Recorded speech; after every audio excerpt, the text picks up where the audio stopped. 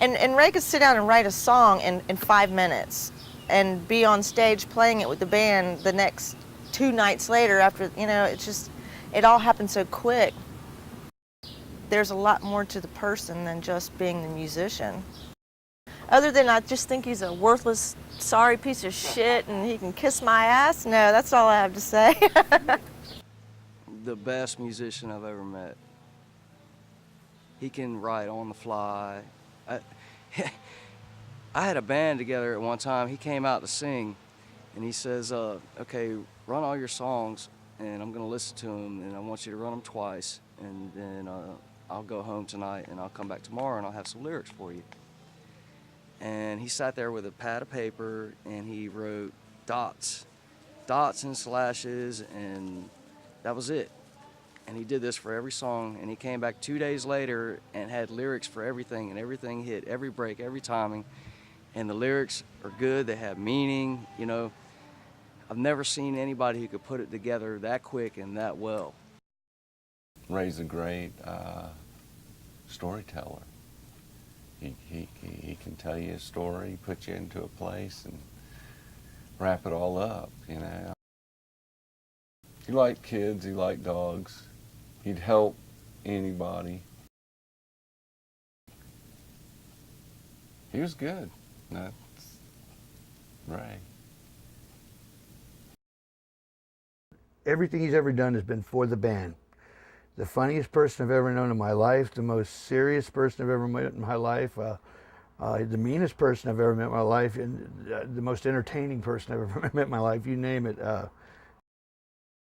Doesn't seem right. You hear a lot of bands that really stink out there with nothing. They have no charisma, they have no talent, they have nothing. He could take 50 of them and put them on his little finger and throw them away with the creativity he had and just the ideas, but nobody would ever get behind him. Ray has definitely made this life a lot more interesting. If without Ray in my world, it'd be like a cake with nothing on it.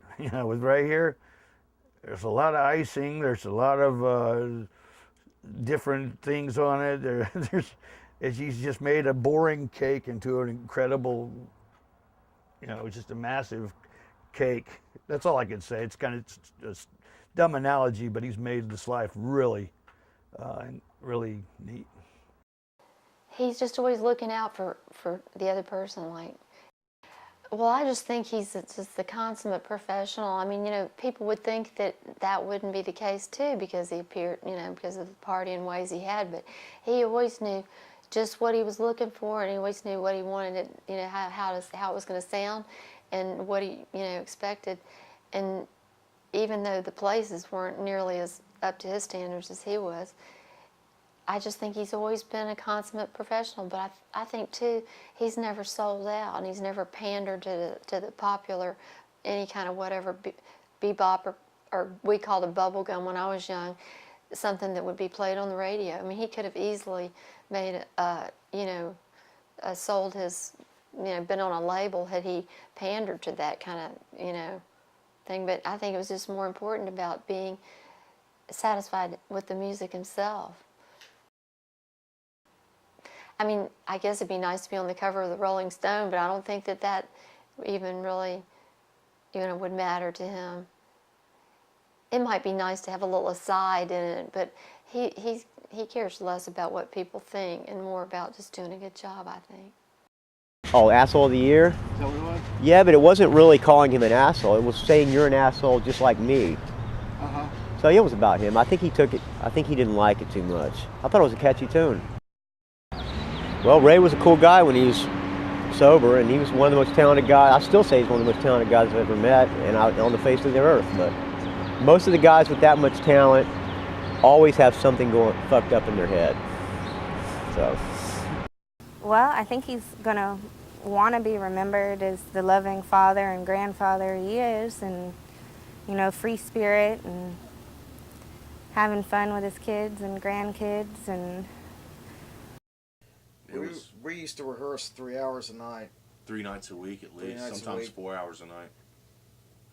In a warehouse that was probably 120 degrees. when we were headlining shows, it was 2 hours, 2.5 hour shows. You know, we had set list pages that were this long. You know, the long ditto sheet paper. You know, 4 of those with extra songs at the end. You know, there was a handful of clubs and a handful of bands doing it back then. You know, and once again, Ray was at the height of it.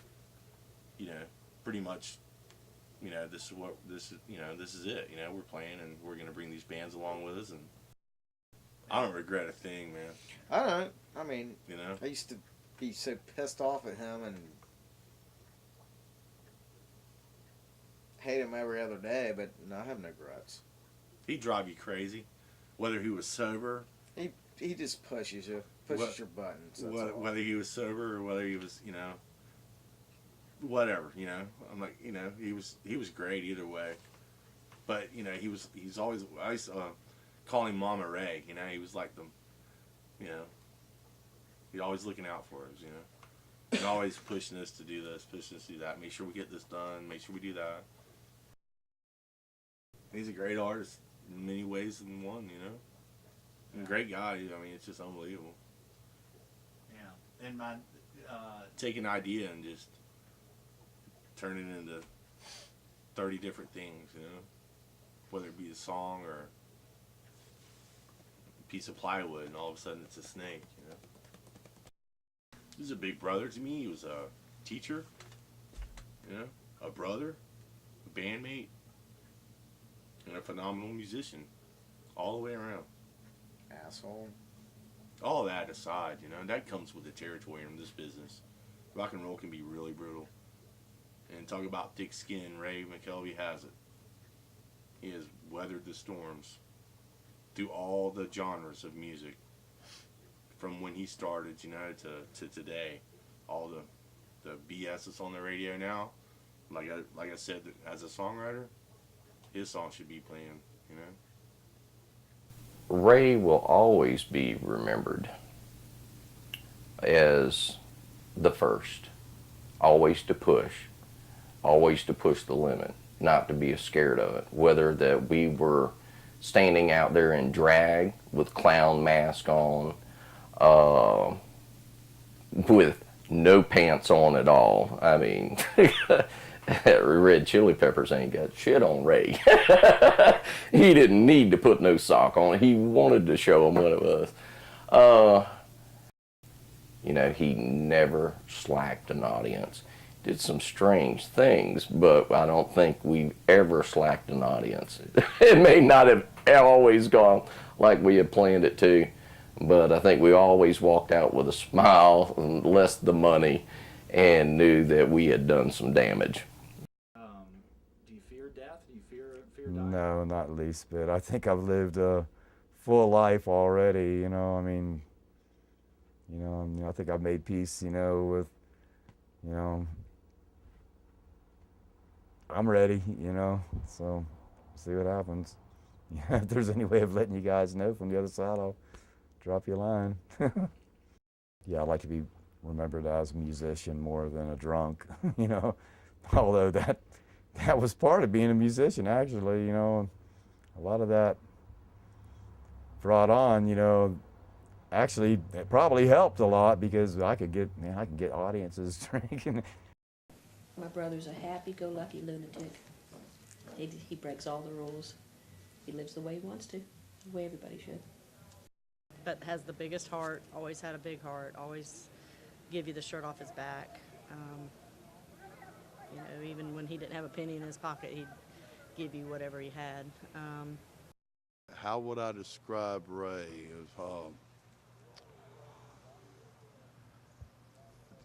Describe Ray.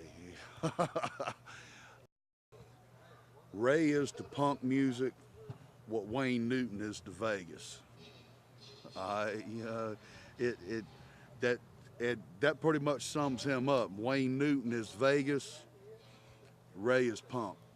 You know, how else can you say it? You know,